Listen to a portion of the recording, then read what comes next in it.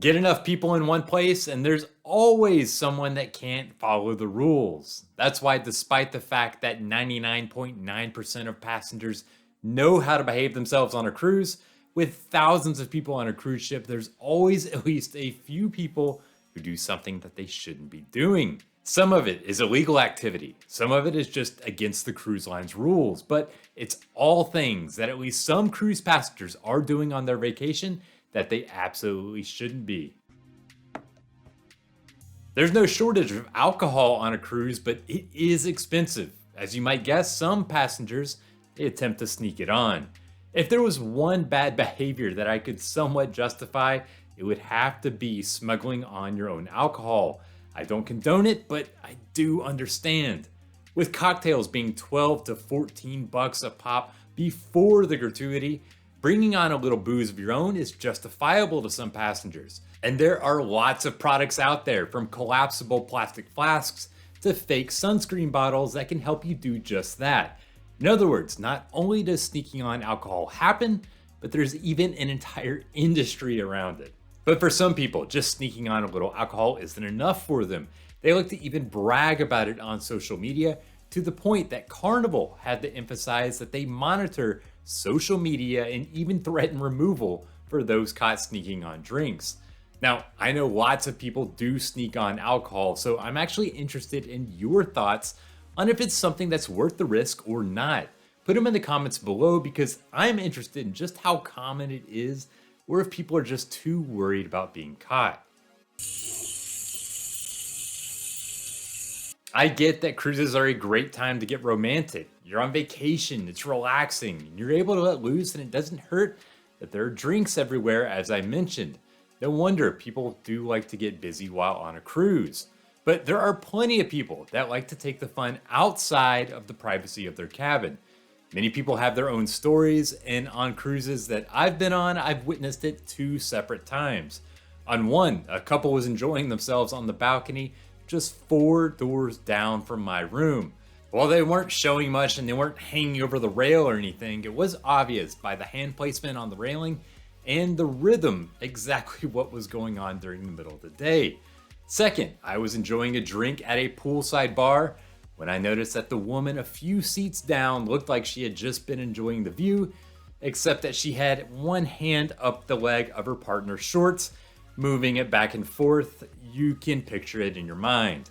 Look, I'm not a prude, and cruises are a great place for romance, but that doesn't mean others want to see it. If you are going to take advantage of that balcony, then try it at night, step out before to make sure that your neighbors aren't around, and be sure that the light is off.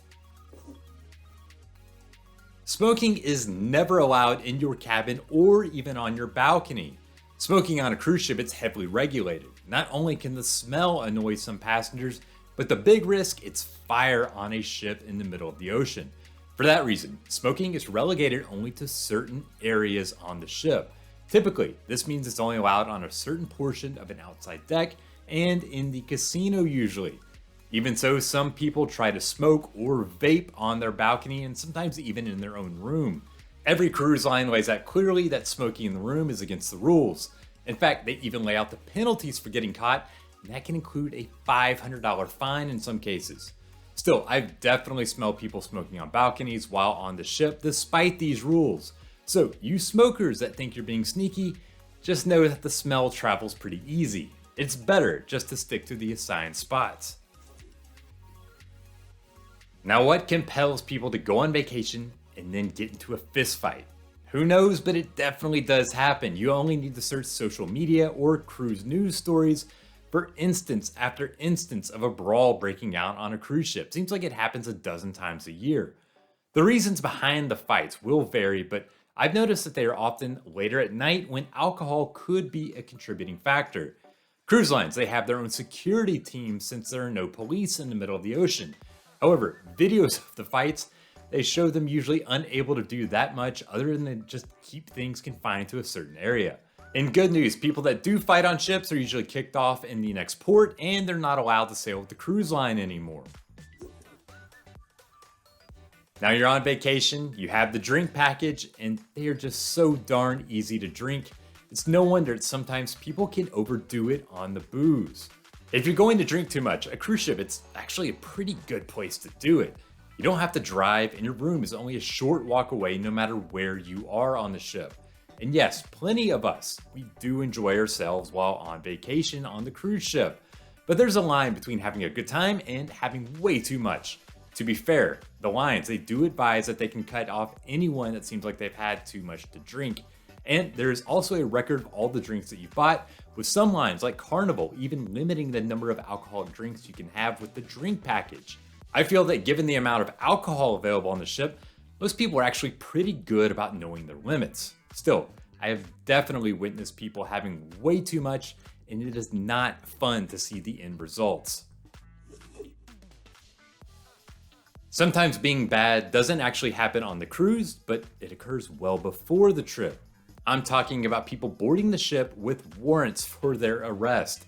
When you cruise, you can expect that the passenger manifest is going to be run through a database looking for things like outstanding warrants. If there is a hit, then it could mean going into custody. I've heard of it happening both before the cruise departs or waiting until the ship returns to make an arrest of a passenger. In fact, the recent Border Patrol release from Norfolk, Virginia outlined the arrest of a man before he boarded a cruise ship who had an outstanding warrant for rape. Maybe these folks don't know that they have warrants before they cruise, or maybe they just don't think it will be found out. But if you've got a legal issue hanging over your head, either don't cruise at all or be sure to have it taken care of before you try to get on the ship. The past decade, there's been a revolution when it comes to marijuana. It used to be illegal everywhere, now it's legal recreationally in nearly half the states, and legal for medical use in 40 out of 50 states. But it's still illegal on the federal level, and given that, and the fact that cruise ships go from country to country, cruise lines, they just don't allow it on board.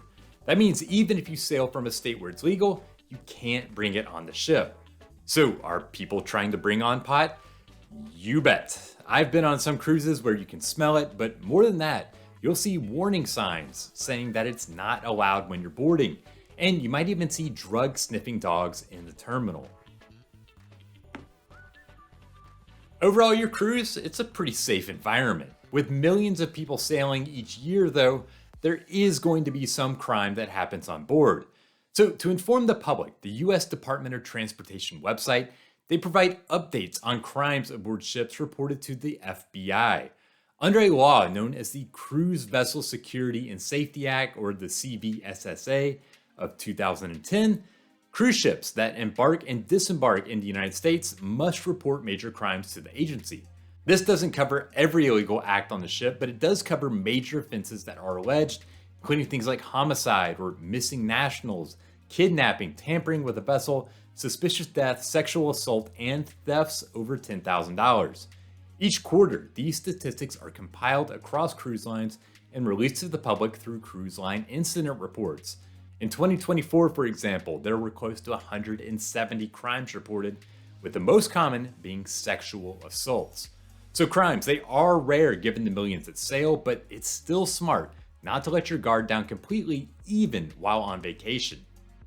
Thank you for watching, and remember, if you like this video, then I hope that you'll like and subscribe. For more on everything cruising, you can always visit Cruzely.com. And until next time, I hope you'll behave yourself, and happy sailing.